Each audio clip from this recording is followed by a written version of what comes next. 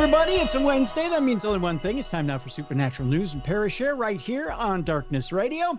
I'm your host, Tim Dennis, and right across from me is our co-hostess this week. She's intelligent. She's lovely.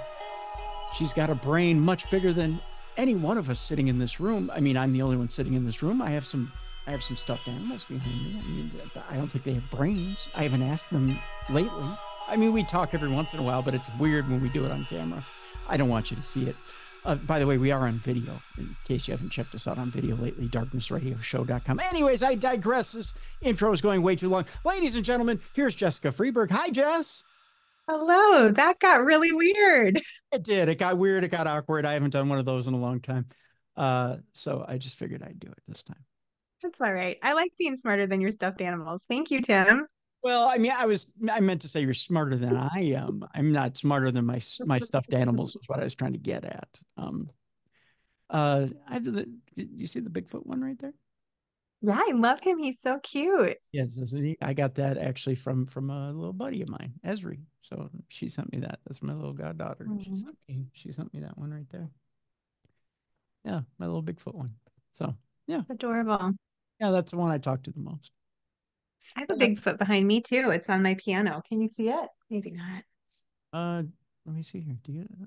It's a sign. It says Oh, yeah. caution, Bigfoot breeding area. Yeah, you know what? I have one of those signs as well. Yeah. I love it. Yeah, I got one of those as well.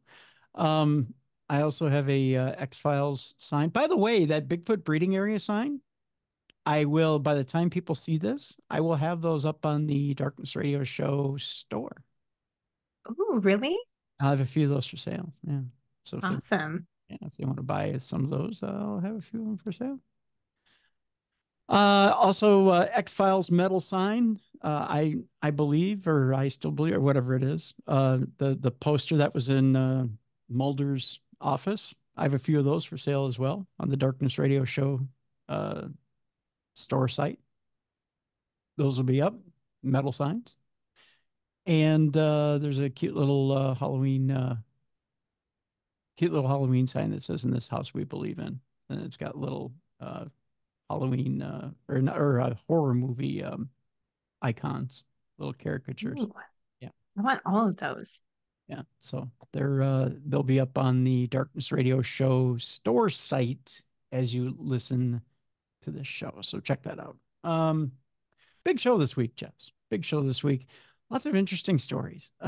We'll talk a little bit about the cake mummies down there in Peru. They're still doing DNA tests on these mummies. So we'll talk a little bit about that. I'll tell you guys why Jess is going to start building a rocket ship in her backyard now that she's finished the porch. That will come up a little bit later. A couple of stories. We'll talk about that.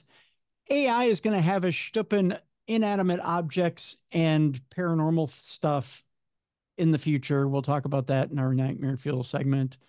You'll see what I'm talking about. I don't know why it's become the AI stupping segment, but it has. I don't know. You guys seem to like those stories. I don't know what it is about that. Scientists are scouring the internet for evidence of time travel. We'll tell you about that as well. We got a Bigfoot story today, and I'll tell you why Komodo dragons are even scarier than they were before we started this program. And at the end of the show today, I'll tell you why it's not cool to eat just anything anymore.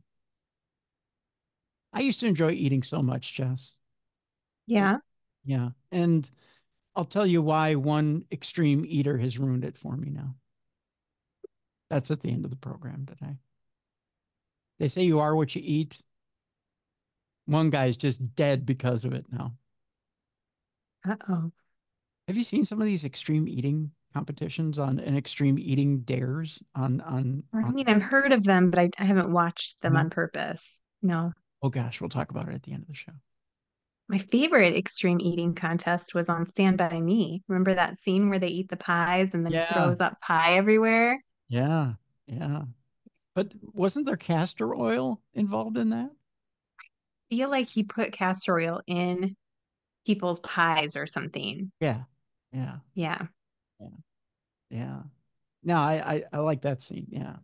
Now see that you're and speaking of, I mean, maybe we're getting off on a bit of a tangent here, but did you even bother to follow the 4th of July Nathan's hot dog eating contest?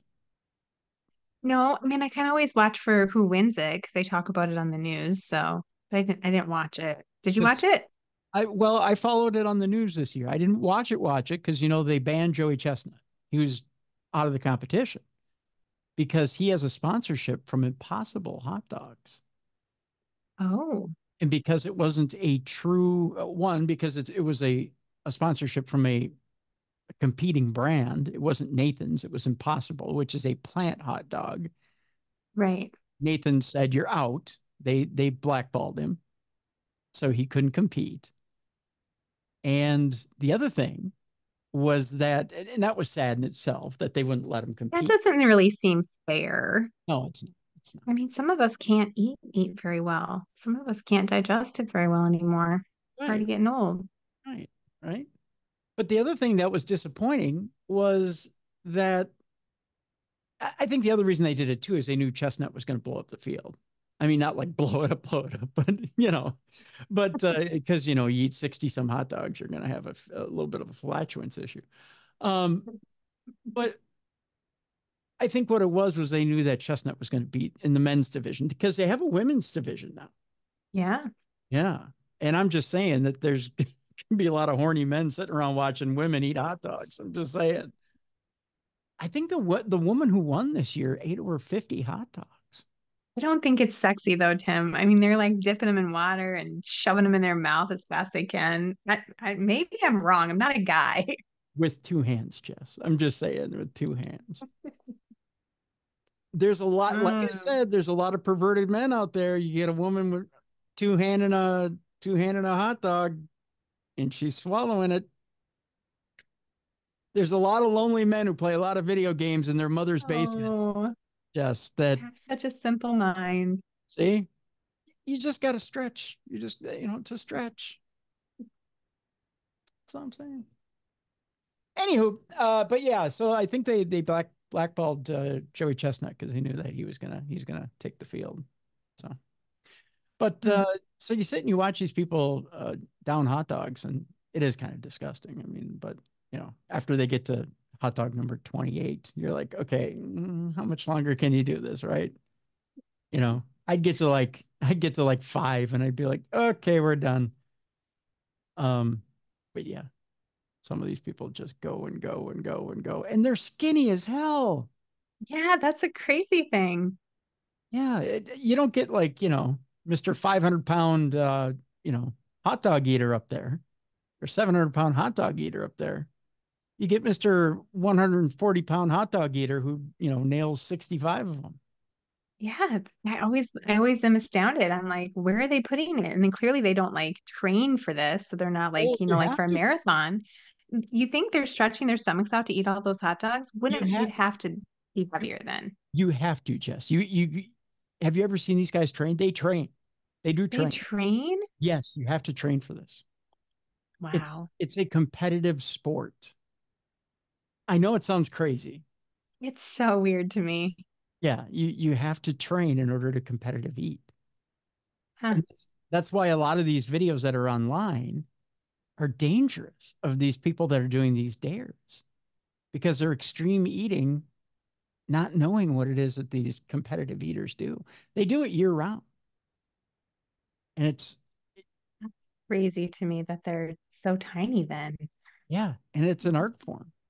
So I think there's a lot of, If I thought about eating 50 hot dogs, I'd gain 10 pounds. oh, I gained probably 12 to 15. But yeah, there's an art form to of what they, That's wild. Maybe they take laxatives or something. Not to be gross, but I well, no, mean, that's the only thing I can think of. there's a purge to it. There's got to be a purge to it. You can't Yeah. consume. I mean, you don't work all that off just through your metabolism and by exercise. You just don't. So you have to get rid of it somehow. So yeah, you have to purge. You're right. There's probably laxatives and vomiting involved. Mm, yeah. Yeah. So on that happy note, let's get into today's show. I had mentioned that the cake aliens, where we're going with purging. Um, so Bruiser had this thing about the Peru aliens thinking they were made out of cake. Yeah. They look like they're made out of cake. Certainly, they look like you could go up and, I mean, like they're made out of somebody from Cake. Somebody from Cake Boss probably made these things. But uh, there's now been some fingerprint analysis, which is deepening the mystery of those mummified aliens in Peru. Back in 2023, Jamie Masson, or Jaime Masson, a controversial figure even in the UFO community, presented what he claimed to be two alien bodies at a formal Congress hearing in Mexico City. Now, supposedly found buried between the Peruvian cities of, I believe this is Palpa and Nazca in 2017. The two bodies reportedly contained unknown DNA and were, as Masson put it, not from this earth. His claims went on to generate a great deal of controversy and debate, with experts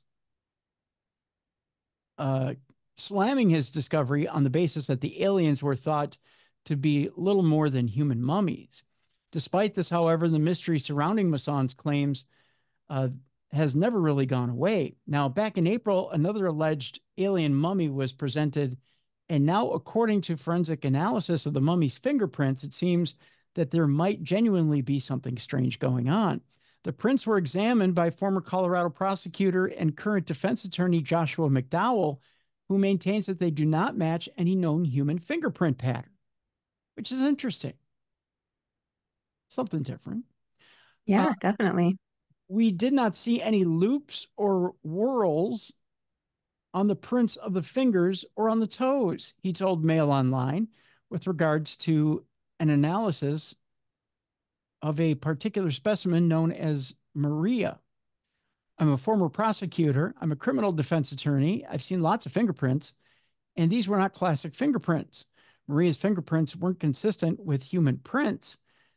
That said, this doesn't necessarily mean that the mummies are alien. It could possibly be something to do with the way the skin was preserved, said McDowell. It's very odd, is the quote from him. Well, with that being said, is it actually alien? Is it the way the skin was preserved over years and years and years? Or is it something else? Is it something entirely different? Or is it the way they put the paper mache together? Is it the way they faked it? Yeah, that wouldn't be a human fingerprint either. Yeah. It, I mean, yeah. It's interesting what comes out of this, but yeah. They keep saying there's nothing human to these things. There's nothing human to these things. Well, depending on how well you faked it, there may not be any. Yeah. I don't know. I tend to be very skeptical as well, but we'll see. We'll see what comes out in the coming days with these things. I just know that Further proving they are cake. yes, they're cake. But it's just interesting that they keep finding more of them. I mean, Jaime Maussan keeps finding more of these things. Oh, there's another three of them over here. There's another two of them over here. Well, what? Right. And is it the same person finding them every time, basically? Like, Or his team, yes. yeah. I don't know. I'm Tells me, dubious. which tells me they're making them in a storage closet somewhere in Mexico. That's all I tell. Well, our next story has to do with a moment that a UFO flies above a British town and a strange dark mass is spotted in the sky. A woman filmed the incident, who filmed the incident, likened the mysterious object spotted this past Friday to something out of Harry Potter as she filmed the dark craft drifting through the sky. The woman was left bemused after looking up at the sky only to spot something unusual floating above her. The resident in, I believe this is Bellshill, which is a Lanarkshire town around 10 miles west of, says 10 miles west of miles southeast of Glasgow. Go figure. That's a new measurement for me. That's confusing. It is. Quickly grabbed her camera and began filming the strange dark mass. During the minute-and-a-half video, the UFO is seen meandering through the air from side to side. At various points, it even appears to change shape against a sky of white clouds and blue sky. The amazed witness told Glasgow Live, "The skies have been beautiful lately. with bright colors. And when I heard the helicopter for the third time that day, I did look up and I caught a glimpse of it out of the corner of my eye. The woman went on to liken it to something out of Harry Potter with the object reminiscent of Dementor phantoms from the film. It was the way it was moving that made me want a closer look. I just thought it was strange and reminded me of something out of Harry Potter the closer it got. A more earthly description of the craft was also offered, as she said, even at one point, it did look like a giant chicken, but still dark even when it passed over my house. I don't know that I'm running out to watch a giant chicken fly over my house. I mean, I'm definitely going out to watch it. I don't know how long I'm standing out there, though, if it's a giant chicken, Right. you know. It's weird. The mysterious footage also has garnered a handful of comments from other confused viewers. One wrote, saw something similar many years ago in Dalgety Bay. Very strange. Definitely wasn't balloons. Another added, thought it was a bin bag at first, but it's not. And in other UFO news, a video posted by No Context Memes on X, formerly Twitter, had everyone talking. The clip, which has so far been viewed over 11 million times, shows what appears to be a large tent. Oh, we covered that. The large tent swirling last week, the one that looks like it was thrown off a cliff. Uh, Yeah. so I tell you what, I'll post this in the description of the show, and you can tell us what you think. I'll show you here, Jess, in just a moment here. Um, the picture, I won't show you the video, but the picture looks very strange. It's kind of far away. I don't know how you tell that that's a chicken, but I mean, it looks, it doesn't really look like a chicken to me, yeah, like it's a black balloon or something. yeah, it does. And I can see where people think it's a bin bag or a garbage bag. You know, it's kind of Yeah, that's possible. formless, right? So Yeah.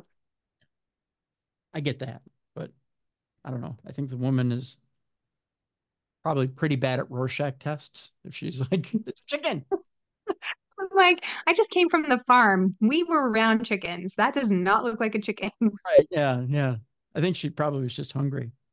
It's a chicken. Could be. What's this? It's pork. I'm craving meat. Is that extra crispy? It's a two-piece and a biscuit. I'm Oh, starving. that sounds good. Oh, doesn't it? Two-piece and a biscuit. Mm, Oh, now, okay. Personal preference. If you're going out okay. for chicken, where are you going first? Mm. Well, I really do like KFC, even though I know it's not the best, but it's something nostalgic about it. Oh, That yeah. was like one of my first jobs in high school was I was the chicken girl at KFC. Really? Yeah, my husband fell in love with me in my chicken pants. He actually wrote in my yearbook, I I like love, your chicken pants. love That's what you and he your said. chicken pants, huh? God, that is so hot. He's such a It is. I player. was hot in the chicken pants. Love you and your chicken pants, girl. Little visor. Yeah. Yeah. Huh. So Oh, yeah, probably KFC. How about you? hmm. That's tough. It used to be it used to be the old standby KFC, but then Yeah. I had a I had a phase where I was completely into Popeyes. That was before they really stretched out the chain here in Minnesota. When it was just you Oh had yeah. to go down to Lake Street, that was the only one they had. Yeah. And then hmm,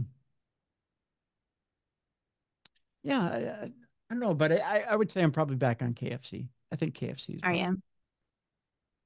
Yeah, you can probably get better chicken at like a nice quality sit down family restaurant that's not quite as greasy, but I don't know. Give me just like double dip that extra crispy and lay it on a plate for me. Stick it in a bucket. yeah. What's the I keep calling him by the wrong name. It's a joke between intern Yoko and I. What's the sit down pizza buffet restaurant?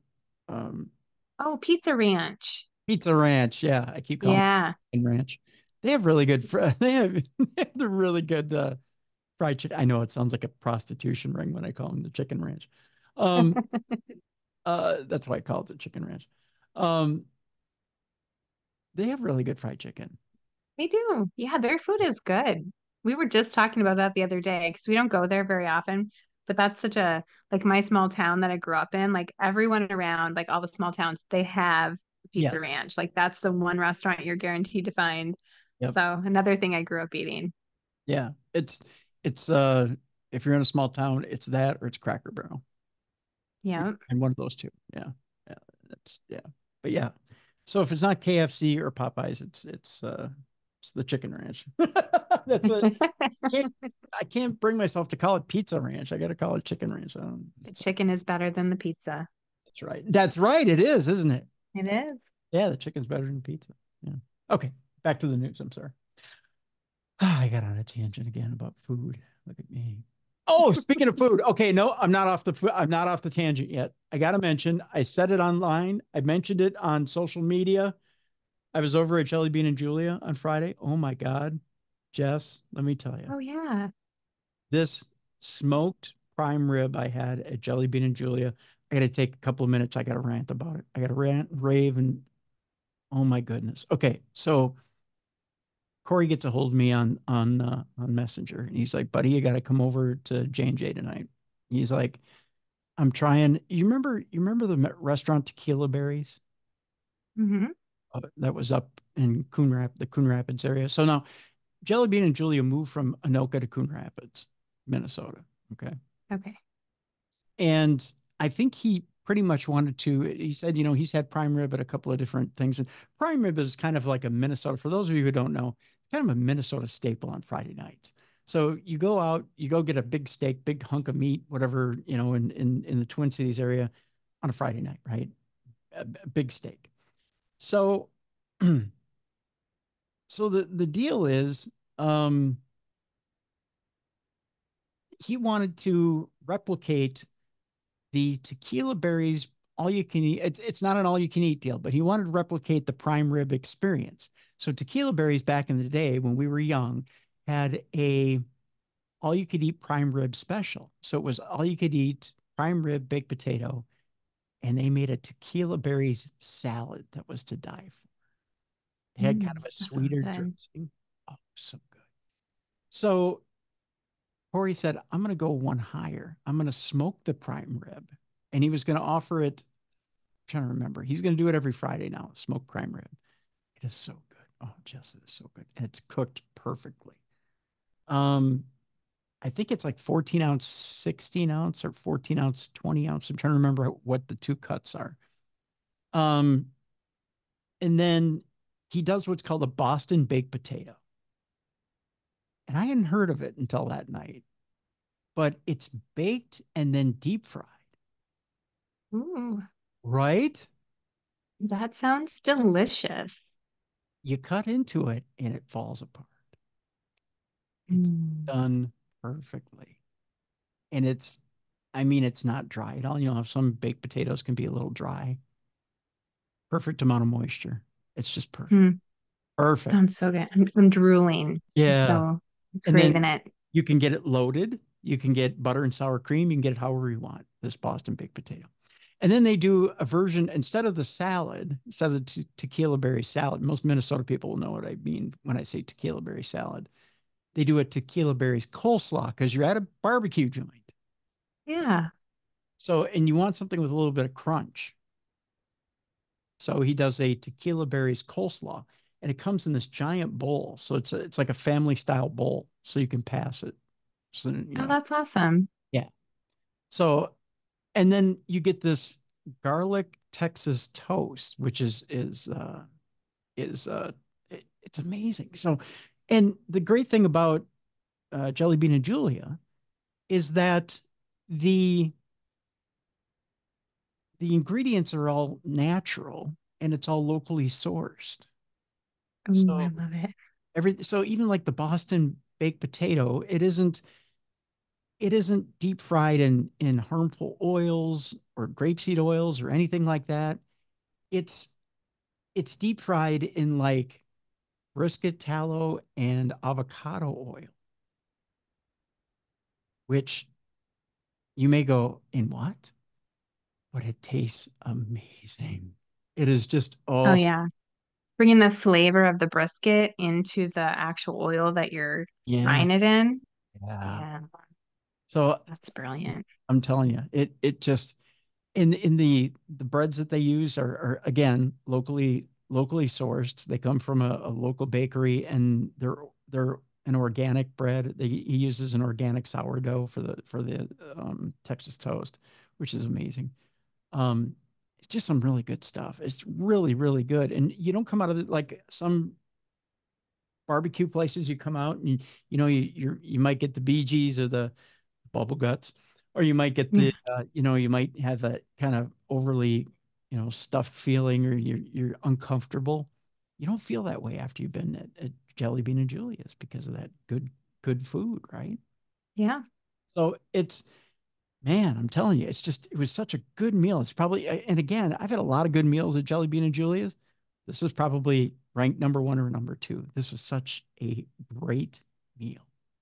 So Corey's adding it to the menu over there, Jelly Bean and Julia's, 2500. Oh gosh, I forgot the address again now. But look it up. Look it up online, Jelly Bean and Julia's. Um, it's in Coon Rapids. It's the old Grumpies over there in Coon Rapids. But It's 2501 Coon Rapids Boulevard, Northwest. there you go. Thank you, Jess. I pulled it up because I'm trying to figure out if it's too far to take my husband on a date. No, no, no, it's not. It's not. No, you It's not. We're gonna go. definitely need to head over there. And again, if prime rib isn't your deal on a Friday night, by the way, they have a stage over there, live stage, live music on most nights. So music begins right around 8:30. They have a full bar. So, and Corey told me about this one drink over there that he's drinking. Actually, I'm going to say it on air because it's pretty funny. It's called a dirty butthole. I couldn't believe that he. Yes, but it sounds so wonderful. It has a horrible name, but it's like rum chata and what is it? He said it was rum chata, Jaeger, and something else like root beer or something. But Oh, it sounds weird, but he says it's wonderful. The tastes together are wonderful, but having to actually go up to the bar and order a dirty butthole sounds weird. Um, I'm gonna make my husband order me that for sure, just to yes, watch yes, him do it. yeah. Have your husband go to the bar and ask for a dirty butthole. I think it would be hysterical. Um, but now everybody in the audience should go to the local bar and ask for a dirty butthole. Um, but yeah, if you're in town, if you're in the Twin Cities, Jelly Bean and Julia, you can take Jess and I out to dinner. We'll let you. Yes, we will. Just message us first. Um, we'll always take a free dinner over there. But or if you're in the Twin Cities metro area, go to Coon Rapids, Jelly Bean and Julia, and tell them that Darkness Radio sent you. Absolutely. All right, let's get back to the news. Sorry about that. I just had to mention it because, my God, Jess, it was again one of the best dinners I've ever had in my life. So good, God, so good. I'm so hungry now. Going over there next Friday or this coming Friday. Going over there. I think I'm going over there for my birthday. Should. To treat myself for my And birthday. stick a candle in that prime rib. Which, yeah, right. Which isn't Yeah. until August, but I'm thinking that far ahead. Yeah. I That's got not that a, far away. no, I got a stellar report at the cardiologist last week. And now I'm Good just for thinking, you. let's blow it up. Right. Stick some meat in there. Hey now. Hi-oh. Uh, here's our next story, Jess. Human life on the moon is possible, but only under one condition. Wait a minute. We read this story, didn't we? No, we didn't. I don't think so. No, okay. I don't know why this sounds familiar, but human life on the moon is possible, but only under one condition, say scientists. Why do I think this story sounds familiar? I don't know. Keep going. I'll tell you if we've already talked about it. Okay. Scientists may have uncovered the path for humans to successfully inhabit the moon. A new study has claimed on its surface are extremely dangerous levels of radiation. namely the galactic cosmic rays that can significantly increase a person's risks of developing cancer. Other forms of radiation on the moon can even cause damage to skin and have a detrimental impact on blood cells, but a new study might have a remedy for those concerns. Carried out by, I believe this is Jinan Gu and Mikhail Dobnine, or Dabine rather, of the University of Science and Technology of China. Analysis has shown that future inhabitants of the moon could be protected by a thick layer of the moon's soil, creating a barrier above them. And this development comes less than 3 weeks after scientists revealed that caves had been discovered on the moon, which could potentially complement the new study released by Guo and Dabine. I think this sounds familiar because we had a variation of this story at one time. We were talking about using bricks, or them, the Chinese going up there. I remember talking to my podiatrist about this a couple of weeks ago. The Chinese going up there and building huts made out of bricks, because you don't want to, it's too expensive to actually bring materials up to the moon. It takes too much fuel, and it's too much of a payload. But they were talking about going up there and using the actual soil and building bricks, or making bricks out of the soil and then building huts to protect them from the radiation. Guo told the New Scientist the radiation on the moon is not constant. For short stays on the moon without encountering intensive solar energetic particles, or SEPs, on the radiation effect should be small.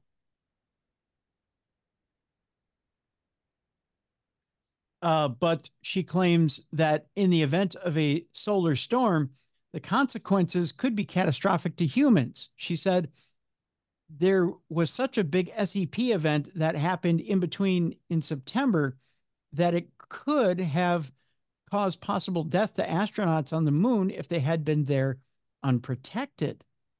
Guo continued, neutrons have a large biological effect, as they can effectively interact with the human body to cause radiation effects in the internal organs. They can contribute to more than 90% of the total effective radiation when shielding is around 50 centimeters.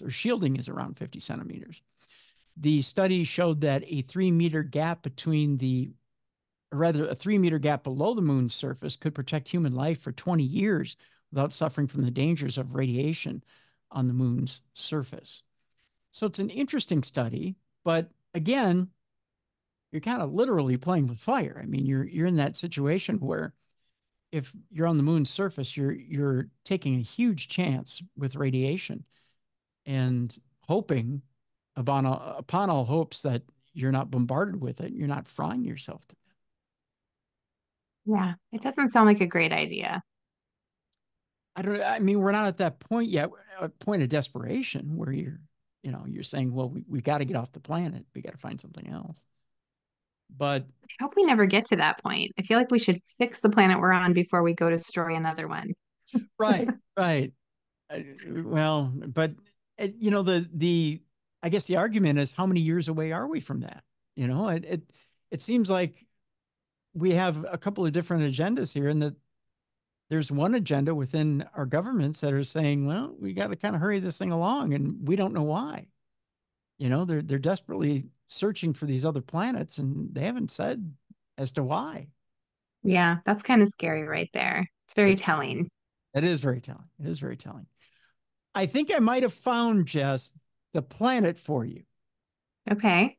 And the reason why you're going to build a rocket ship in your backyard right after finishing the porch this week. Are you ready for this? Yes. This is why you're going to make that visit to Menards this week. Menards, we could save 11% on your rocket ship. You're going to Mercury, Jess. You may say, why Mercury? Yeah, why Mercury, Tim? Because it may be home to a layer of diamond up to 10 miles thick. Well, diamonds are a girl's best friend, so. They are. The smallest planet in our solar system may be hiding a treasure with a value beyond imagination, at least for us here on Earth.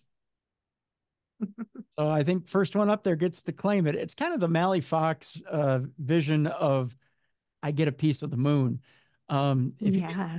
piece of Mercury here, Jess, you're going to be a lot of cash here, kid.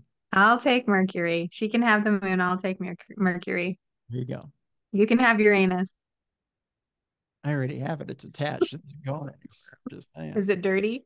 It is a dirty butthole. Yeah, I can purchase it at the bar for all of $5, I believe. With temperatures ranging from an unimaginably freezing 173 degrees minus Celsius. So you might want to bring a jacket. I'm gonna have to bundle up. Yeah, it's going to be a little cold. That's during the night to a blisteringly hot 427 degrees Celsius during the day.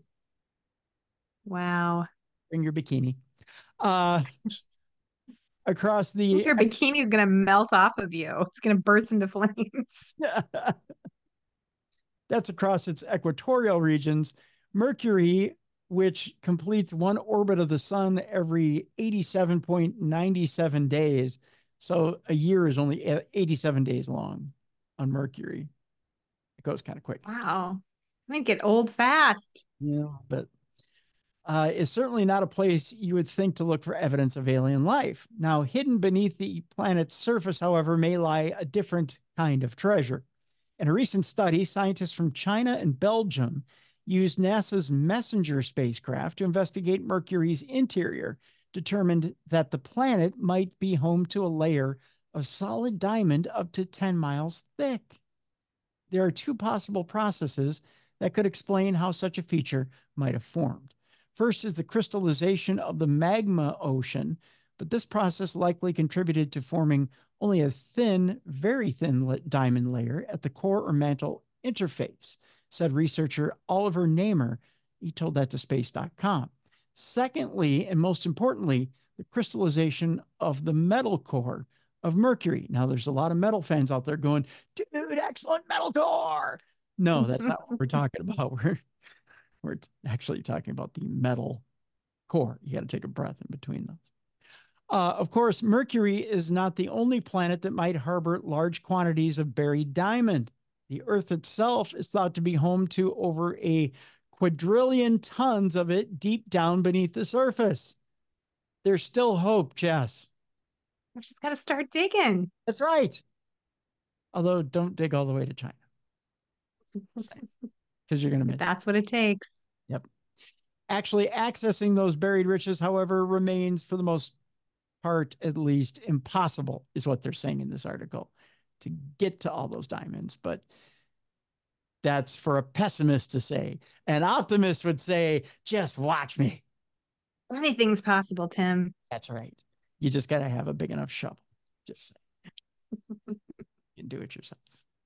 All right, we're going to take a break. When we come back, we'll tell you why AI is already smarter than you math geeks. It's already been proven. You can put your pencils down. Just saying. Or you put your protractors back, or your, what's that thing that used to come out of your pocket that you could take out and you could manually figure out math problems with? I don't remember what it was, but anyway. One of those old school things. Yeah, that's obsolete now. And your Texas Instruments calculators can go back to the manufacturer. Just saying. You've already been beaten by AI. We'll also tell you why AI is getting freaky deaky on you. That's coming up next. We got old-fashioned ghost stories for you today. We'll tell you why a friend took a terrifying photo in their attic and now people say they would move out of the place. I love these fraidy cats. I really do. We're going to talk about an old-fashioned monkey witch. Ooh. I'm going to tell you why I want to become a witch. It's coming up after the break. I don't think it's all that terrifying, but there's some people who think this monkey witch is the scariest thing on wheels. And at the end of the program today, we're also going to talk about fairies today. We're going to talk about fairies. We'll talk about time travel. And we're going to tell you why extreme eating is bad for your health. So bad you could die. That's coming up at the end of the program. It's a Supernatural News Wednesday. We need your ParaShare, by the way. You can send your ParaShare stories to tim@darknessradio.com. You can go to darknessradioshow.com, click on that blue button on the right-hand side, and submit your 2-minute voice note. If you need more time, do it again. Rinse, repeat. It's the same thing over and over and over again. I'll stitch them together. We'll put your lovely voice on the air here. Or if you have a studio kind of like this one, you can create your own theater of the mind with music, sound effects, and your lovely voice. Send it in here. I'll screen it. We'll put it on the air. So that's how you do your own Parashare. But we need your Parashare stories. Send them in, and we'll air them here on the show next week. More Supernatural news coming your way with Tim Dennis and Jessica Freeberg right here on a Supernatural News Wednesday on the best in paranormal podcasting. This is Darkness Radio.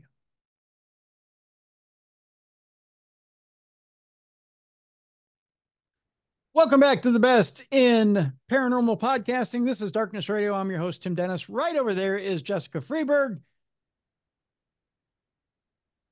I don't know if I'm in a happy mood today, Jess. Normally I'm all happy, cheery, smiley. Yeah. Yeah. What's up? Why are you sad? Don't be sad. It's been raining a lot. It has been. And it's muggy. Yeah, and it's muggy. It's hot. I haven't seen much of the chippers lately. They've been in their dens. I don't blame them. I've been in my house. I can't go out in this hot weather. I don't get people who like hot weather, like really extreme I hot. don't. Yeah, I can't. I can't do it. I don't know. You know, I get it rubbed in my face in the wintertime. I like winter. I like winter. I like cold. I like seasons. You know. I do too. Yeah, I like winter. Seasons are nice. Yeah, yeah. I mean, I don't, I don't like my buddies going into hibernation, but I like cool weather. I like fall. I like spring. I like seeing leaves fall. I like seeing them come back. I like that stuff. To me, that's encouraging. It's encouraging stuff. Seasons changing, seeing life spring up and life renewing and oh, baby chippers. Those are the best. Those baby chippers. Yeah. Yeah, it's the best. And little baby birds are born. That's the best. Yeah. Now I'm starting to cheer up a little bit, Jess. I mean, I'm starting to get my moxie back. I'm starting to cheer up a little bit and get a little smile on my face. And again,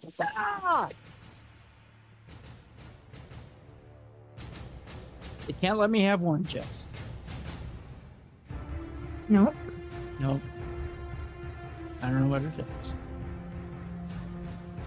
Well, we'll start it off with this, because you kids seem to like this stuff. Humans will be bonking robots and realistic elves in the next 50 years. Wait, what? That's what it says in this headline, Jessica. Oh, no. Robots and realistic elves. We need to get people away from the Lord of the Rings movies. I think that's what it is. We do. Who's touching people or themselves during Peter Jackson movies? I don't know. I mean, like I said before, I'll never shame you for your kinks, but that's kind of different. Who's looking at Frodo and going, oh, God, yeah. God, yeah. What? No. It looks like the days of monogamy are well and truly behind us now, with sex experts claiming we could see a rise of friends with benefit situations and, interestingly, more elves and aliens.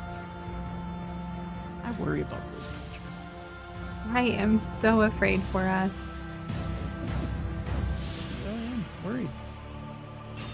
Is it really that tough just to go up to somebody you're interested in and just say, hey, I got nothing going on right now, do you? I mean, it's that tough. More people will have multiple partners in the future, according to sex experts. I don't think elves and aliens are multiple people. Do they really count? It's a good question. I don't think we count them in the census. I mean, especially the ones from outer space. They found a shift in relationship dynamics in the next 50 years. We'll see many either embracing or more lovers or choosing to remain single. The study by sex toy brand Lelo predicts a softening of rather persistent attitudes towards having multiple partners in 50 years' time.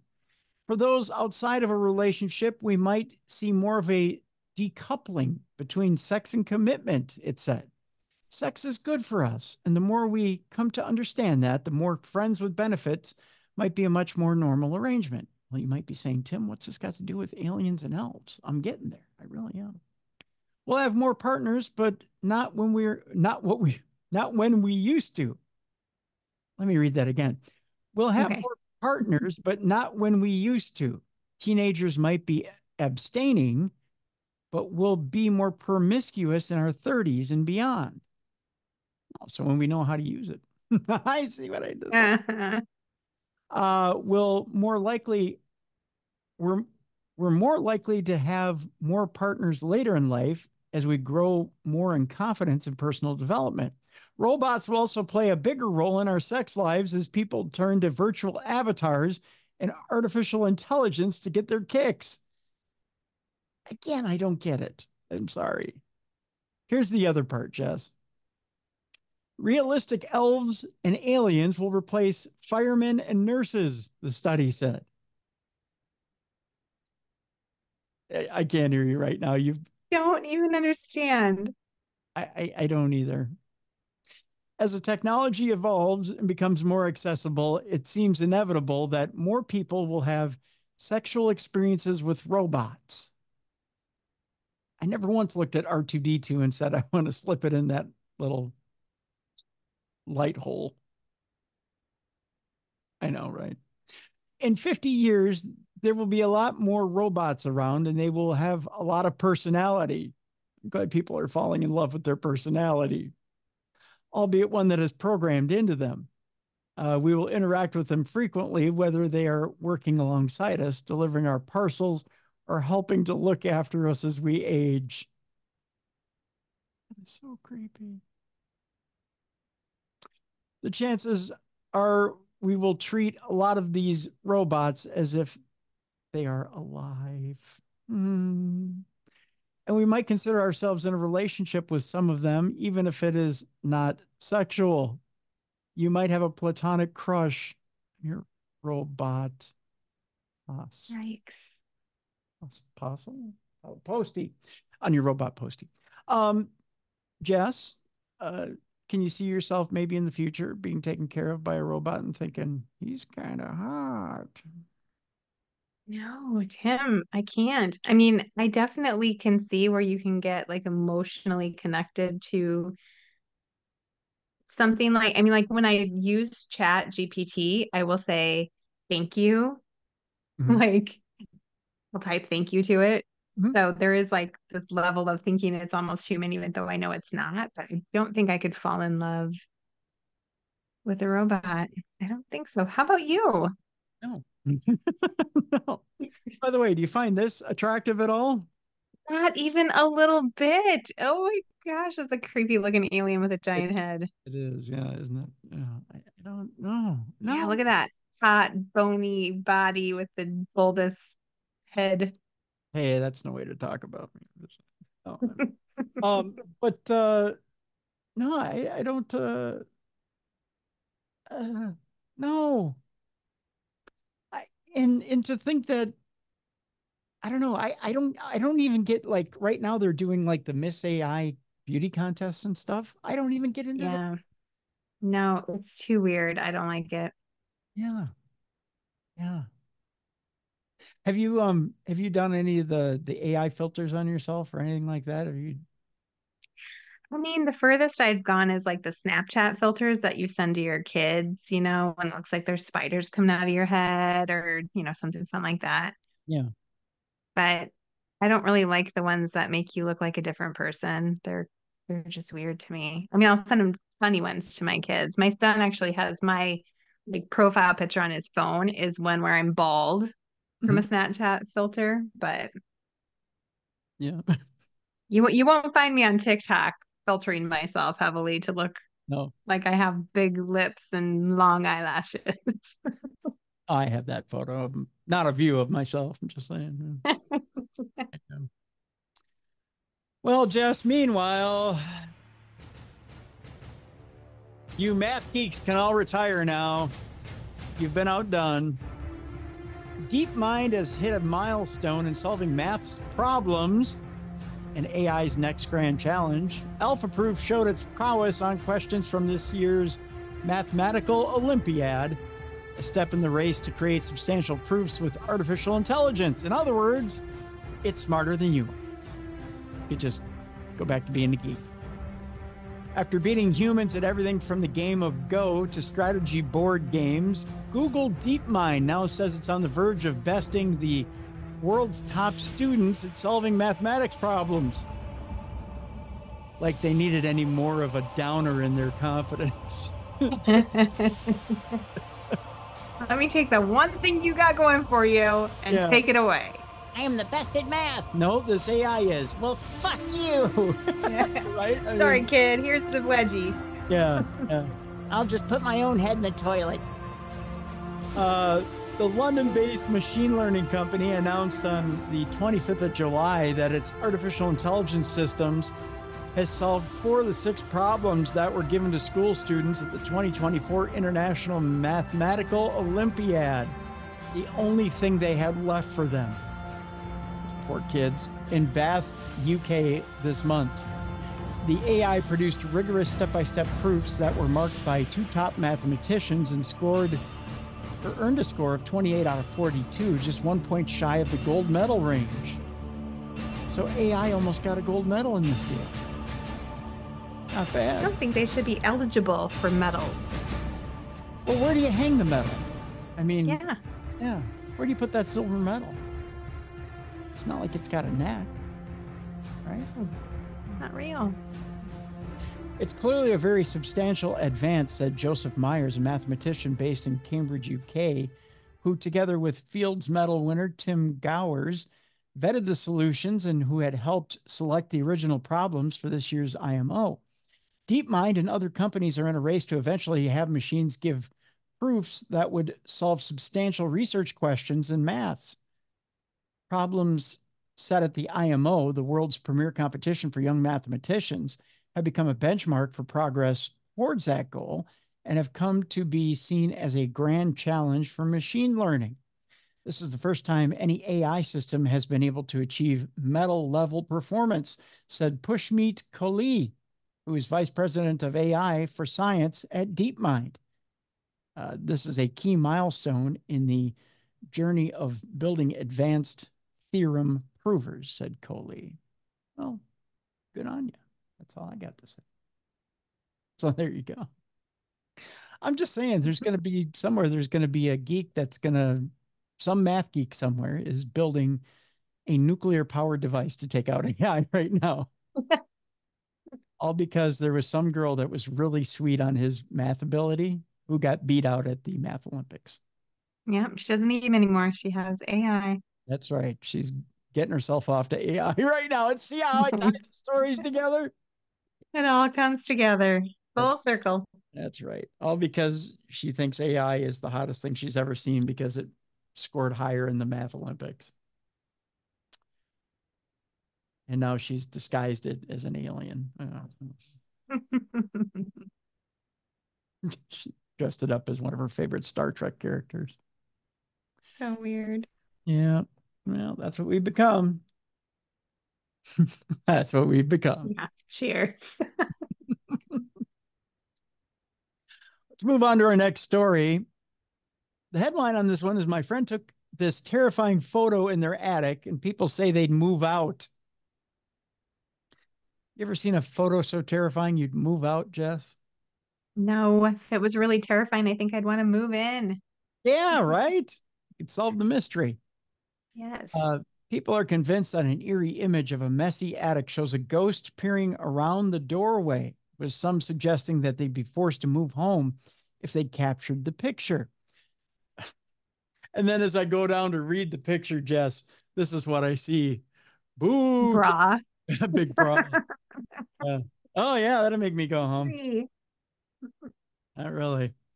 A chilling image has emerged online, and it's left some people saying that they'd move out if it was taken in their house. The picture was shared to the Ghost Caught on Camera group on Facebook this past week by Hente Andritsos from Belgium. They wrote in the caption, "A friend of mine caught this on camera in the attic. What do you guys think?" The image shows the door frame of a rather ordinary attic room. However, eagle-eyed viewers might be able to spot what seems to be a ghostly face in the top left of the door frame. The figure becomes more clear when the brightness of the image is enhanced. Some people on Facebook seem convinced it was a genuine ghost. The post racked up more than 1,000 likes and hundreds of comments. It's scary looking and terrifying. I don't think I could ever go up in the attic again after seeing that, one comment said. Another person wrote, I'd be moving the F out. That's what I think. And in a similar vein, a third Facebook user wrote, oh, heck no, I'm out. Other people seemed more bothered about something else in the photo, the mess in the attic. One joked, with all that clutter in the way, I would fall over. So don't worry, forget about it. I think fall over the ghost. A second said, the poor ghost is peeking around the door thinking, I'm not going in there till you clean that mess up. To be fair, it's a lot neater than any attic I've ever had. Some people are so particular. It's an attic.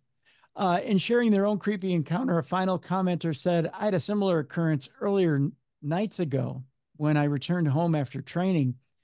I went to let myself in and saw a gray pile of something immediately to the right in the corner of my patio. I reached down thinking it was a parcel that had been left for me, and it immediately disappeared. Interesting. So let me show you, yes, if I can, what this photo looks like. I don't think, now that I've built it up, I think you're going to be like, and what? You're going to be like, wah, wah. Yeah. Right. Do you see anything? No, I'm trying so hard. This is supposedly a lightened up version of the photo too. I had a hard time. I mean, I see wheels. Is it like an upside down wheelbarrow or something? Yeah, I had a hard, Is it behind there? I couldn't see it. I'll be honest I don't with see anything. you. I tell you what, I'll post this one as well in the description of the show so that you can take a look as well and see if you see anything, because I had a tough time seeing it. I don't see the ghost. I don't see anything either, but like I have old eyes, so I maybe don't my think cheaters need to be stronger. I don't think it's you. I think it's truly pareidolia. I think Yeah, I think it's just people seeing stuff. So I think so often it is, and especially if you get an image and you have to enhance it to see it. yeah, I don't know. I'm dubious. no, I think you're absolutely right on that deal. Let's talk a little bit about why there's an interesting article here from Live Science talking about why some people feel happiness near death. It's an interesting article, like literally people who are on the verge of passing away. The quote here is, I'm as happy as I've ever been in my life. A palliative care researcher explains how death can help people appreciate life. When you purchase, I'm sorry, Simon Boaz, who wrote a candid account of living with cancer, passed away on July 15th at the age of 47. Now, in a recent BBC interview, the former aid worker told the reporter, my pain is under control and I'm terribly happy. It sounds weird to say, but I'm as happy as I've ever been in my life. It may seem odd that a person could be happy as the end draws near, but in my experience as a clinical psychologist working with people at the end of their lives, it's not that uncommon. There's quite a lot of research suggesting that the fear of death is at the unconscious center of being human. William James, an American philosopher, called the knowledge that we must die the worm at the core of the human condition. But a study in psychological science shows that people nearing death use more positive language to describe their experience than those who just imagine death. This suggests that the experience of dying is more pleasant, or at least less unpleasant than we might picture it. In the BBC interview, Boaz shared some of the insights that helped him come to accept his situation. He mentioned the importance of enjoying life and prioritizing meaningful experiences, suggesting that acknowledging death can enhance our appreciation for life. Despite the pain and difficulties, Boaz seemed cheerful, hoping his attitude would support his wife and parents during the difficult times ahead. Boaz's words echo the Roman philosopher Seneca, who advised that to have lived long enough depends neither upon our years nor upon our days, but upon our minds. A more recent thinker expressing similar sentiments is the psychiatrist Viktor Frankl, who, after surviving Auschwitz, wrote Man's Search for Meaning in 1946, in which he laid the groundwork for a form of existential psychotherapy, rather, with the focus of discovering meaning in any kind of circumstance. Its most recent adaptation is meaning-centered psychotherapy, which offers people with cancer a way to improve their sense of meaning. So here's how happiness and meaning relate. In two recent studies in palliative and supportive care in the American Journal of Hospice and Palliative Care, people approaching death were asked what constitutes happiness for them. Common themes in both studies were social connections, enjoying simple pleasures such as being in nature, having a positive mindset, and a general shift in focus from seeking pleasure to finding meaning and fulfillment as their illness progressed.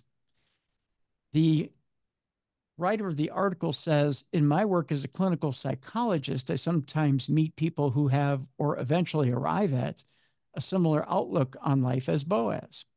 One person especially comes to mind. Let's call him Johan. The first time I met Johan, he came to the clinic by himself with a slight limp. We talked about life, about interests, relationships, and meaning. Johan appeared to be lucid, clear, and articulate. The second time, he came with crutches. One foot had begun to lag, and he couldn't trust his balance. He said it was frustrating to lose control of his foot, but still hoped to cycle around Mont Blanc. When I asked him about his concerns and what they were, he burst into tears. He said that I won't get to celebrate my birthday next month. We sat quietly for a while and took in the situation. It wasn't until the moment of death itself that weighed on him the most. It was all the things he wouldn't be able to do again. Johan arrived at our third meeting supported by a friend, no longer being able to grip the crutches. He told me that he had been watching films of him cycling with his friends. He had concluded that he could watch YouTube videos of others cycling around Mont Blanc. He had even ordered a new expensive mountain bike. I wanted to buy it for a long time, but was tight-fisted, he said. I may not be able to ride it, but thought it would be cool to have it in the living room. For the fourth visit, he arrived in a wheelchair. It turned out to be the last time we met. The bike had arrived. He had it next to the couch. There was one more thing that he wanted to do. If by some miracle I were to get out of this alive, I would like to volunteer in domestic care services, 1 or 2 shifts a week, Johan said.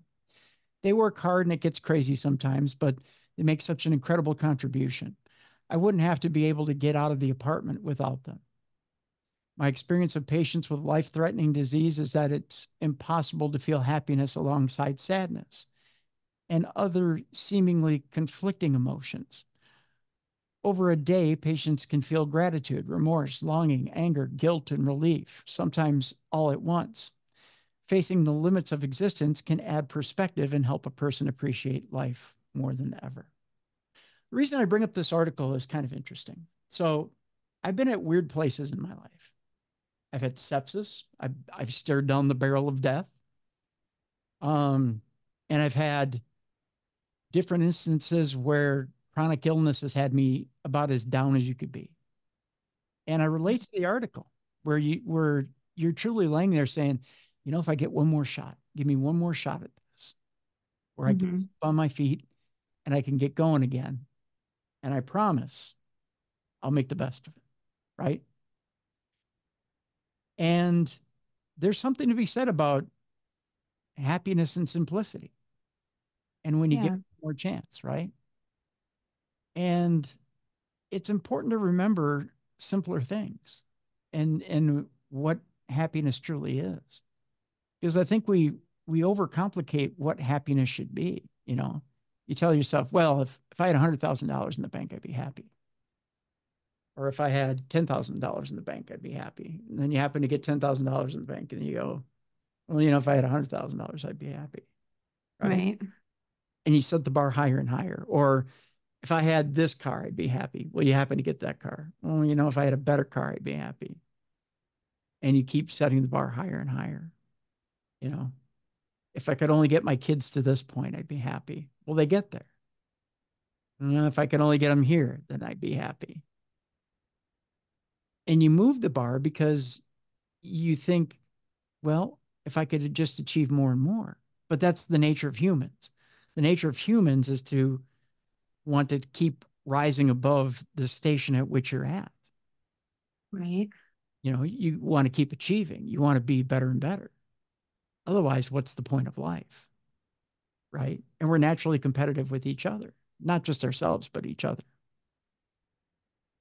But sometimes it's therapeutic and cathartic to step back and take a look at everything and take a look around you and just say, you know what, I can sit out on this porch and I can look at the trees and look at the animals and look at the color of the grass or the dew on the grass and be pretty in awe of everything that's here and be happy. Yeah. You know, and just be in the moment. And to get to that moment is harder than to be happy with the car you just bought. Yeah. Yeah. It's a daily practice of shifting your perspective. Like you have to think of choosing to be happy because we have so much stuff going on. But physiologically, you cannot feel those two conflicting emotions at the same time. You cannot feel anxiety and gratitude at the same time, or sadness and happiness at the same time, because what controls that emotion trigger is the same biological part of your body. So you can only really feel one or the other in any given moment. So when you choose to focus on the happy stuff, you kind of knock out those moments of sadness, at least for a little bit. Mm-hmm. Yeah, it's very true. Very true. And it's tough to make one over the other or do one over the other when you're. Yeah, sometimes you have to feel sad. I mean, because things are sad and you have to feel that, but also life is beautiful. Mm-hmm. And sometimes we miss it. And sometimes when you're drowning in one emotion, it's hard to switch that emotion off and be happy. And just Yeah. like you said, Jess. But there's times where you have to shake off that emotion and get happy and try to find it. And realize that there are other people who are suffering through bigger circumstances than what you are at this point. And that, Yeah, that's so hard to yeah, conceptualize too, but it it's is. true. And Perspective. and remember that every situation is temporary. There's nothing permanent. You know, there really isn't. When you get to a certain age, you just realize that there's not a situation that you can't work yourself out of. You know, everything comes around eventually. It's a hard perspective to maintain, but bad times don't last. They just don't. Yeah. I see that a lot with my kids as they're adults now, and they're going through hard things. And then they get to the other side and they look back like a year later, like my son with football, like that was his life. Now he looks back at having to give it up because of all the concussions and his injuries, as like a gift because he never would be in the place that he's at right now. And he's just so happy. Yeah. Yeah. Um, Yep. Perspective. Perspective. Exactly. Well, I'm about to give you my perspective on monkeys once again. Okay. I'm telling you, nobody ever went along with my perspective of monkeys in restaurants. I agree with you. I am right there with you. I think it's just us, Jess. Nobody ever wrote me to say, hey, we need more Really? monkeys in restaurants. We're the only ones? I think Hmm. that's crazy. I know. I know. Well, we're about to combine monkeys and witches. I maybe we'll start a new monkey cult with this. I don't know. I saw this story and I thought, hey, this is cool. But there evidently are people that are terrified by it. So, well, I guess we'll have to read about them.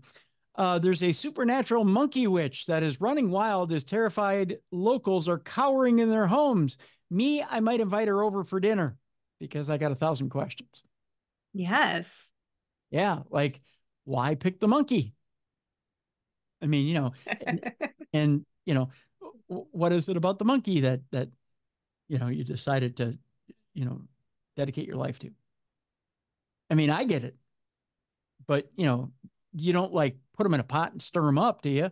Because that would be bad. But if the monkey's like a token or a symbol that you worship, hey, I'm all for it. And how do we join the cult? I'm just, Yeah, there.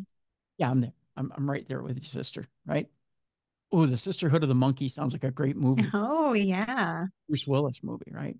Like an old one. An eerie story is unfolding in Central America where a mythical creature known as the Mona Bruja or Monkey Witch. I'm gonna put that on a jersey. Mona Bruja. Yes.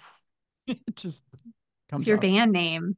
Yeah, Mona Bruja. Oh, that would be a good band name, wouldn't it? Okay. Yeah, ladies and gentlemen, coming to the stage, Mona Bruja to First Avenue.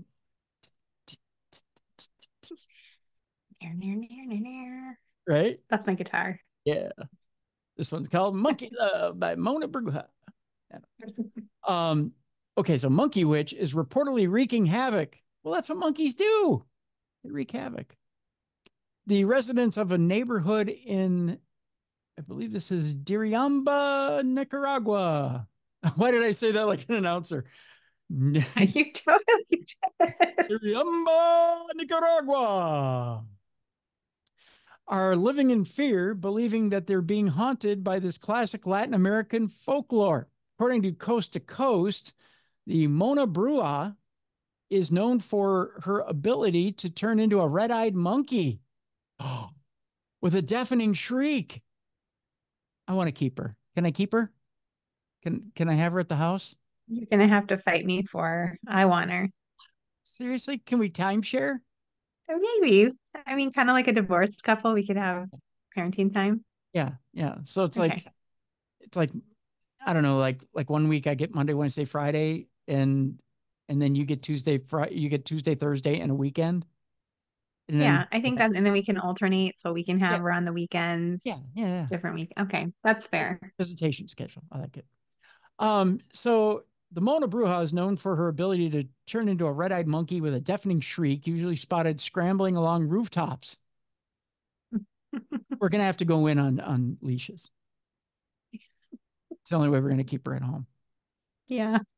As of now, the word on the street in the Roberto Clemente neighborhood is that the historical specter has chosen the locality as its new dwelling. Just gonna have to learn how to like winter. Just saying. Yeah. I think we need to get her one of those little things that they put in your dog's ears so that when, if they do get lost, they know how to locate their owner. Little tag, little RFID tag. Yeah. Yeah. Yep. Yeah. You're like, here, Mona Bruja. Come here. Do one of those deals. Yeah. Yeah.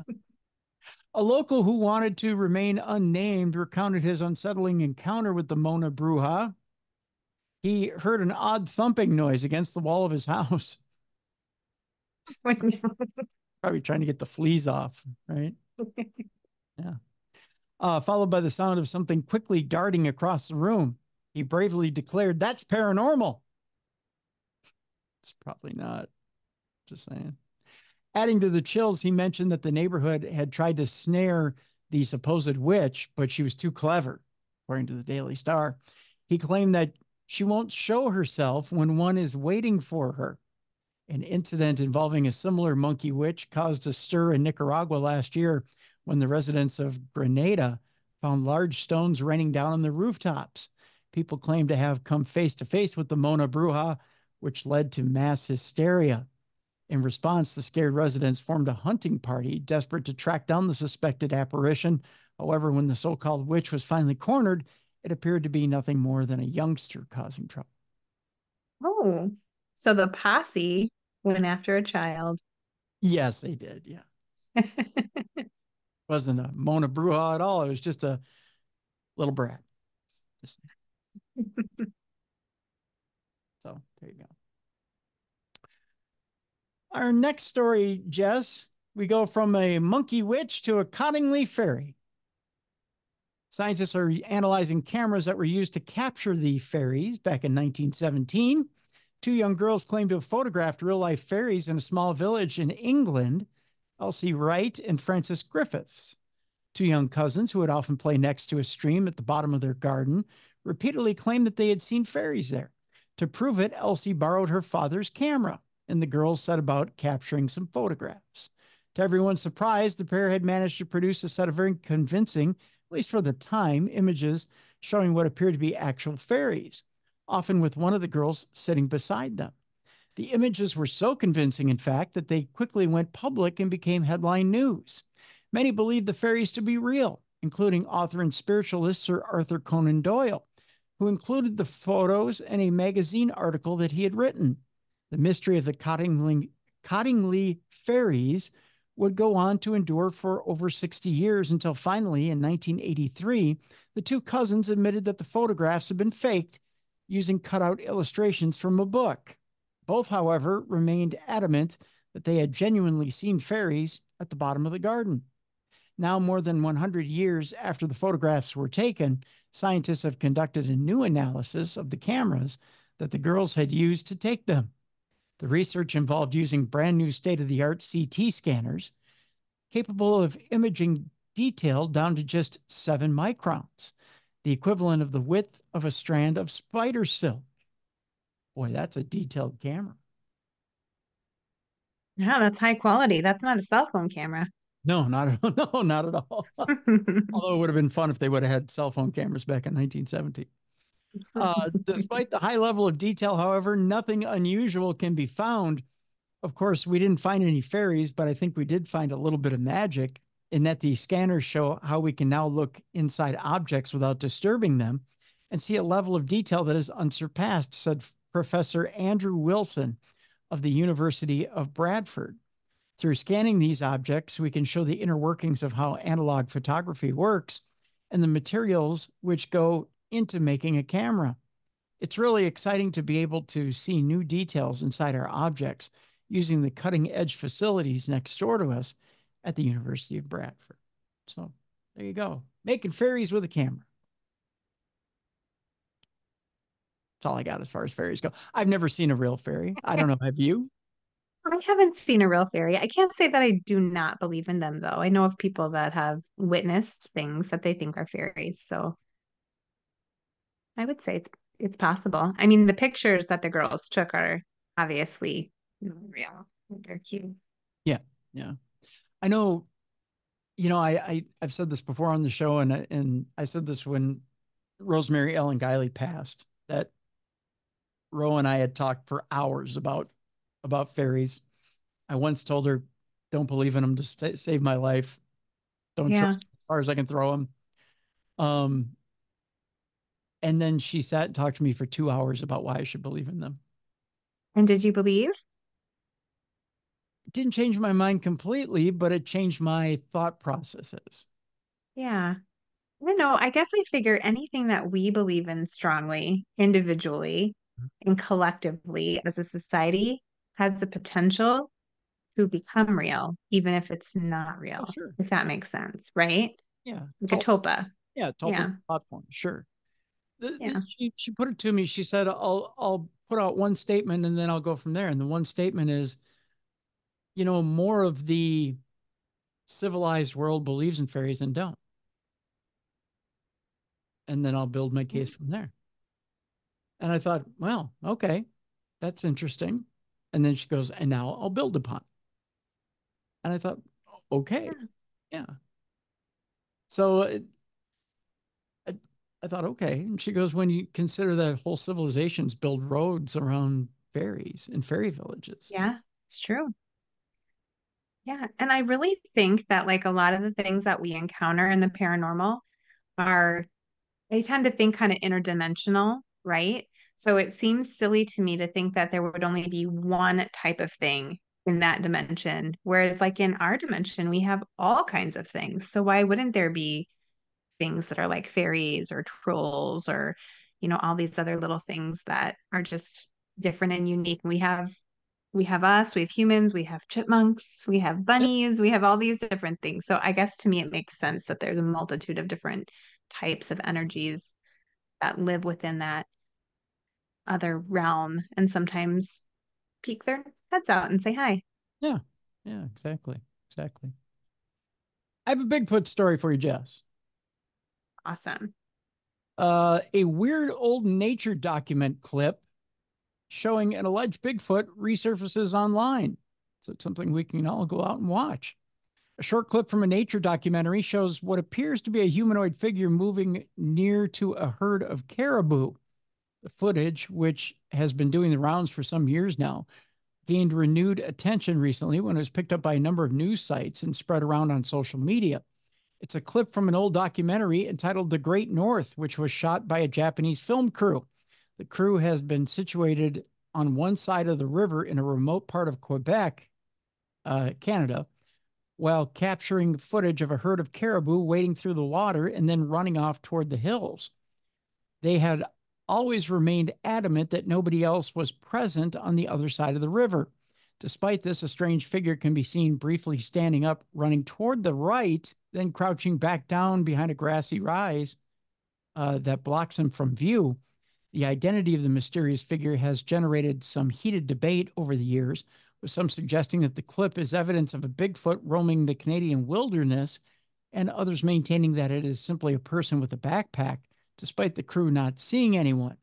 Others again believe that the figure is actually an optical illusion and that what you can see in the footage is a caribou or another animal that happens to be partially hidden from view behind the rise. There's a stabilized version of this clip. And again, I'll post this in the description of the program so you can see exactly what we're talking about. But here is a picture, Jess, of what this thing looks like. Oh, yeah. So That's pretty compelling. yeah. So there's a, oh, sorry. I didn't know if you had finished seeing it or not. No, I saw it. You're good. Okay. So it's a little more than just a man standing out there. It looks like an actual, it almost looks like a shadow of an ape. Yeah, it does. It's very wide and thick. Yeah. Yeah. So interesting stuff. Our next story has to do with scientists who have scoured the internet for evidence of time travel. And the question remains, could a potential time traveler have inadvertently posted information about future events online? The question of whether or not time travel has or ever will be possible has long remained a topic of heated debate, with some arguing that if it is possible to travel through time, we would have already seen some kind of evidence that time travelers from the future had been here. But what if we're simply not looking in the right places? Recently, a team of physicists conducted an extensive search of the internet for evidence that someone from the future might have returned to the past and dropped hints about it online. In particular, they decided to search for specific, easily identifiable keywords, easy for me to say, concerning something that nobody before a certain date could have possibly referenced or known about. After much deliberation, they settled on Comet ISON, which was discovered in 2012, and Pope Francis, the name chosen by Jorge Mario Bergoglio, easy for me to say too, when he became the head of the Catholic Church. Histories of bright comets like Comet ISON are generally well kept by societies and journals around the world, indicating that Comet ISON might remain memorable well into the future, the team wrote. Conversely, there is little reason for anyone without prescient information to be referring to something as Comet ISON before 2012 of September. Therefore, discussions or even mentions of Comet ISON before September of 2012 were searched for as potentially prescient evidence of time travelers from the future. Sadly, despite their best efforts, the researchers were ultimately unable to find any references to either the comet or Pope Francis before the relevant dates. Of course, this doesn't necessarily mean that time travel is impossible. Time travelers from the future may simply be very careful about making such blunders. There could also be other reasons. While looking for such evidence online is a waste of time, it may be physically impossible for us to find such information, as that would violate some yet unknown law of physics, according to scientists. So, Jess, I'll ask you this. Do you think you can physically log something like that from the future to the past and have it stick? I mean, I believe anything is possible. I can't wrap my brain around all of that time travel, and I mean it's beyond my comprehension. So I'm gonna go with yes, maybe. What do you think? Well, let me ask you this first before I answer that. If future Okay. you could come back from the future into the past and potentially write the great novel and put it in your hand and make you rich before your time, would you do it? Yeah, well, because I think that there could be repercussions to changing Oh, sure. the actual outcome, right? So then probably not. So if you're a time traveler and if you're, let's say you're trained in that before they let you travel, then probably not. See Because you don't want to mess everything up, if I could get away with it, I think I would. would you? Yeah. But you might think you could get away with it and you don't know what you're gonna affect. Just ask Michael J. Fox, you know? Saying. I would think if there were a possibility that it could be done, like let's say, okay, let's say for this podcast, for example, Yeah. if future me were to say, I know a trend, an upcoming trend in podcasting, and I can go back in time and tell my past self, this trend is coming up in podcasting.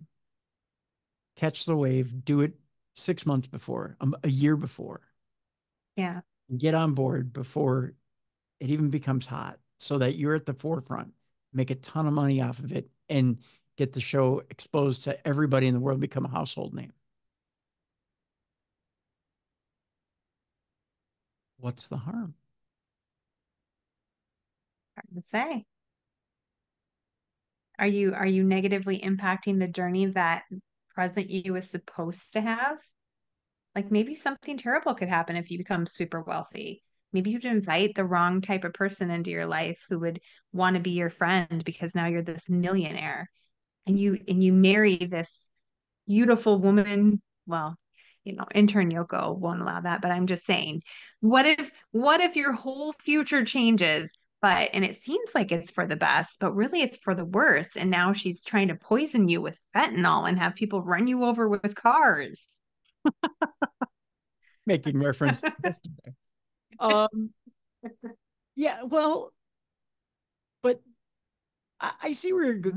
I see what you're putting down. But then the argument could be made there that nothing happens to a person who knows what their character is before or after money enters the equation, right? If Maybe. I if don't know. if you stick to what your character is, or you stick to good character, nothing should happen, one way or the other. Hmm. These are the conundrums that we must figure out before we start traveling in time, Tim. Yeah, yeah. I don't know. I mean, that's the classic. Would you kill Hitler as a baby if you had the chance? Yes.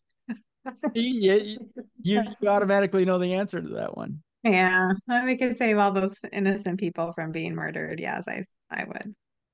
But then again, you've killed a baby Right. who's an innocent Yeah. based on something it hasn't done yet. Mm. Conundrum, right? I wouldn't. The truth is, I wouldn't kill anything or anyone. I don't even kill flies, Tim. I capture them in my hand and I take them outside and release them, Aw, look at you. or I just let them fly around because I tell my kids I'm like they only get to live for like 3 days. Just let them have it. Let them have it. Let them have it. They got it. They're in control.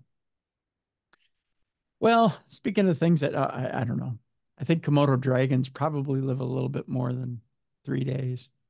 Yeah, Yeah. they get pretty big. Yeah. Now they got something else going for them. You ready for this? Yeah. Komodo dragons have teeth coated in iron. What?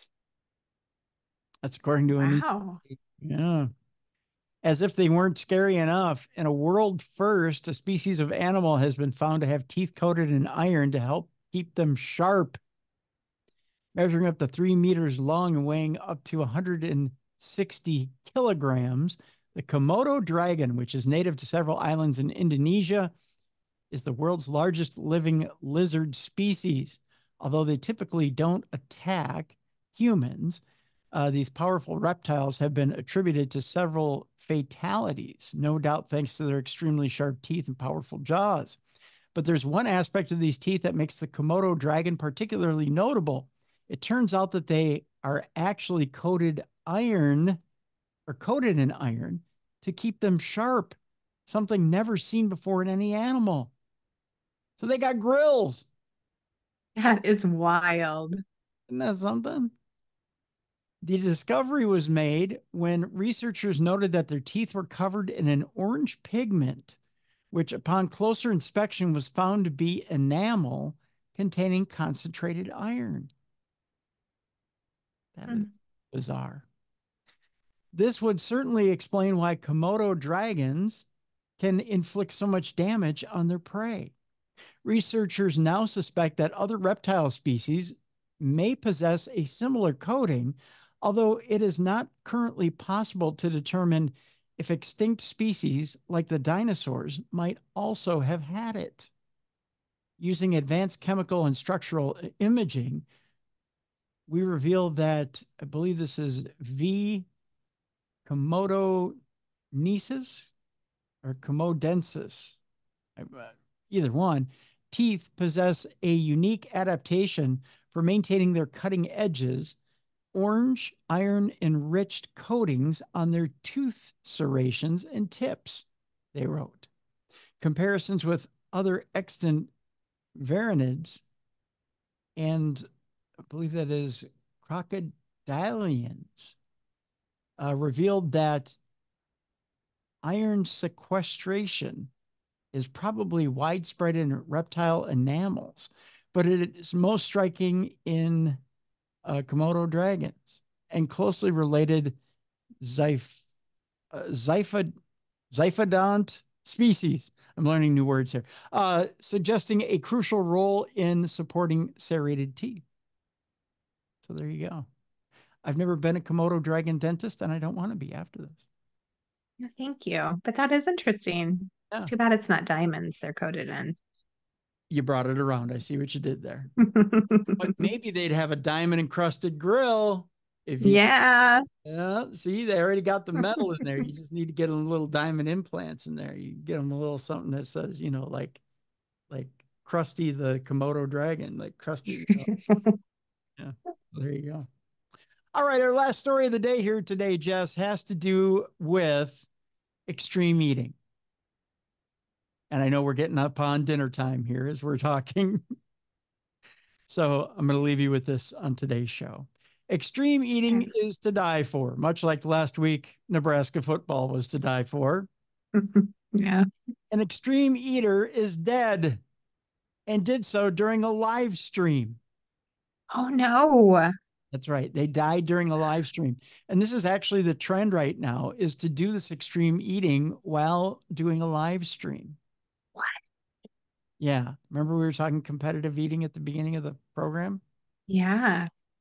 Some people will line up and extreme eat while on a live stream and just knock down a bunch of food to prove that they can do it.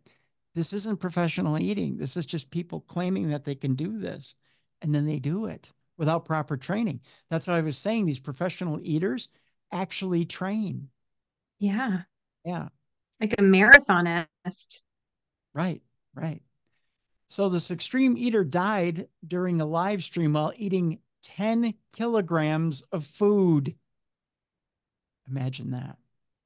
Okay, translate that for me. What is 10 kilograms in like pounds? I'm gonna have to Google it. Yep, you're gonna have to, because I can't do the math on that in my head right. I can't either.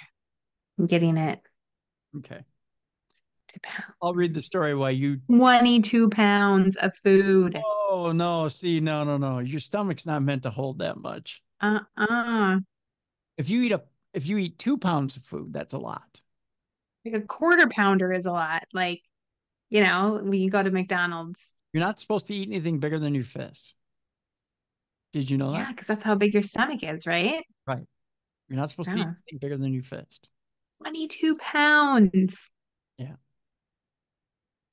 So it says here the act of eating outrageously enormous portions of food has become strangely popular online in recent years.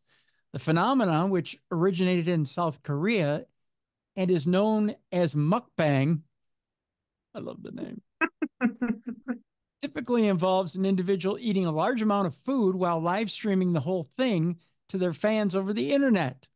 While it started out as a niche interest, over the years it has become increasingly popular and has spread all across the world, with some countries even moving to block or ban the practice. The biggest issue with it is when someone takes extreme eating way too far with fatal results.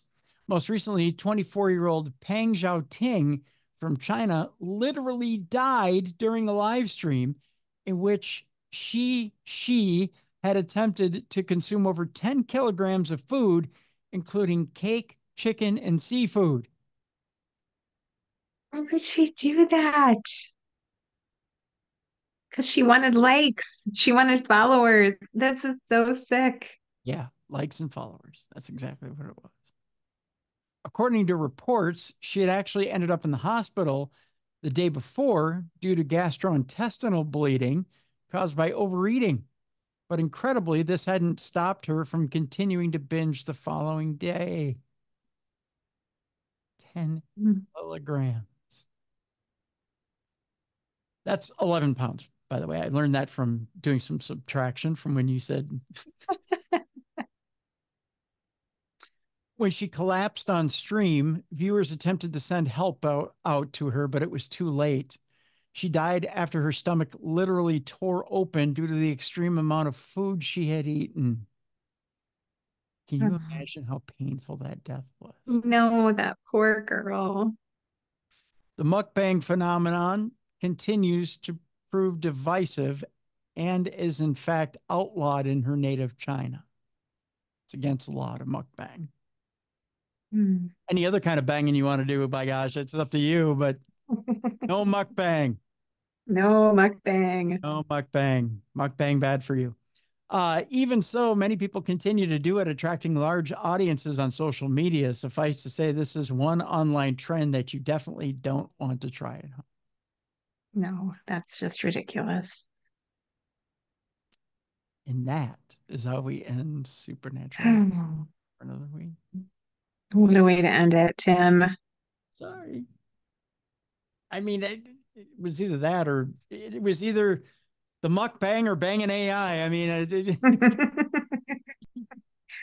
I'm just gonna go eat the tiniest little portions of dinner tonight. yeah, yeah.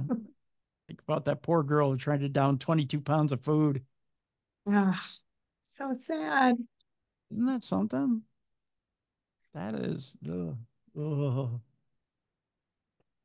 I just can't imagine that trying to, ugh, trying to eat that much food. No, no, we've created such a strange, I don't know the word I'm looking for, but vanity comes with social media where we want and we'll do anything for it. Yeah. It's so creepy to me. It's the America's Funniest Home Videos culture, from back in the day. Remember the show America's Yeah, like on steroids though. So Yeah. much worse now. Yeah. People do anything Mm. to get their name out there or to get their face out there. That 15 minutes of fame. It's it's scary. It really is scary. Um, and what do you do? I mean, what do you do when people decide that they've made their mind up that I'm going to be famous. I'm going to get all those likes. I'm going to try and be some sort of internet sensation and cash in. And they think, Yeah, to me that's like a new type of excuse me, mental illness. Like it's almost like something we need to start treating as a sickness. yeah, Anyway, I won't drag this one on. no, it's It's okay. It's I'm okay. disturbed by it. Yeah, no, it is disturbing. That's for sure. It is disturbing. But just think, when you're on your planet, your diamond planet, you won't have to worry about it. You just you farm your diamonds, cash them in, and get rich, lady. That's all there is to I'm just it. gonna bundle up at night and have my swimsuit melt off during the day and That, mine my diamonds. that's right. Mine your diamonds. That's all there is to it. So not only that, but then you can check your websites to see how many people have signed up for your trips. Yes, yes. And if you guys want to sign up for the one in November, you do get a discount if you want to use the discount code Darkness20, all capital letters. You can get 20% off and come join me. And Tim, are you going to come with me to this one? Yeah, the November one. Yeah. I think so. Okay. Well, come hang out with Tim and I. We're going to be all booted up in our 1920s attire. Yeah. I'm gonna. As a matter of fact, I think I have to shop for a zoot suit because I'll be a few sizes lighter. I know. Oh, good for you. I was thinking I need to make sure I can fit into mine. I've written a couple of books since the last time I wrote it. You know, I always gain 5 pounds with every book baby, so Ah, I see. Well, I there you have go. to go for a couple runs. Yeah. No, I have to. I think I have to shop for a new one. So Awesome. Good for you. That's a good reason to need a new one. yeah. So yeah. But yeah, we'll yeah. So yeah, November. Is that the weekend before Thanksgiving? Oh God. You're gonna ask me what weekend it is. Let me see. Oh, November. Gosh, I don't have my glasses on. I'm such an old lady. 14th through 17th. So it starts on a Thursday. If you want to join Thursday, you can. You don't have to. You can just do Friday and Saturday and ends on Sunday. There you go. Perfect. Perfect. Maybe we can oh, depending on what time on Sunday, maybe we can all get together and watch a Vikings game in the bar. Ooh, yeah. Yeah. We can have some of that blueberry fritter French toast and watch the Vikings in the bar. Yeah, and I bet they could make us a dirty butthole if we asked them to. Well, I think that happens in the hotel room the night before, you know what I mean? Just saying. I don't know what that means. Anywho, but yeah, Darkness 20. We'll have a link in the description of this program so you can sign up for the trips. Also, Jess has 2 books for pre-sale. I'm trying to change the subject very quickly. Jess has 2 Off the rails. yeah, off the rails. Has 2 books for sale on the link in the description of the program. 2 books pre-sale. Go get them before they come out. Tomorrow on the big program, I said told you earlier that we're going to talk some ghost stories. I believe our guest tomorrow is Mike Kozlowski. We're going to be talking about American ghost stories on the show tomorrow. Mike's got a brand new book out there, jam-packed with some interesting hauntings that we will be talking about. That's tomorrow on Darkness Radio. Gonna be a good one. Yeah. Getting back to basics tomorrow. So that's what we've got tomorrow. American Ghost Stories with Mike Kozlowski. So that'll round out the week, and then we do it all over again next week. We got some good shows coming in the next month or so. We've got on the true crime side. I don't even know that I should tease this. Again, got people that want to steal my show ideas. So let's put it this way. On the true crime side, just as stellar as the Darkness Radio side, just as stellar. We're going to be dealing with some interesting topics. Interesting topics. We're all over the board. Not just ghosts, not just aliens. We're going to be dealing with some different topics for the next month. Even Jess, coming up in September, first week of September. Mm-hmm. It's gonna raise some eyebrows. Ooh. Yeah. Last time we took on the Satan topic, people people got charged. Yeah, Yeah, controversial. it is a little bit. I don't know why, but it is. But yeah, we'll talk about it. Yeah, Yeah. why not? You got to get That's what we do.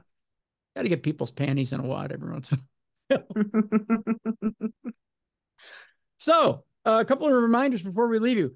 Yes, this episode you may be listening to, you can see on video as well. The way you do it is you go to darknessradioshow.com, select the show that you're listening to, and guess what? There's a video link right above it.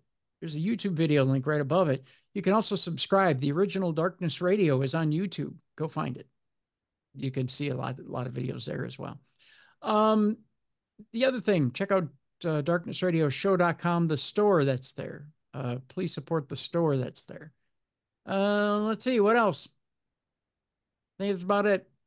That's it.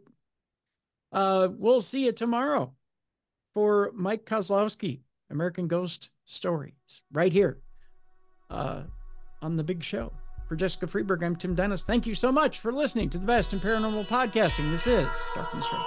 For more audio and video archives of the show, go to darknessradioshow.com. Thanks for watching.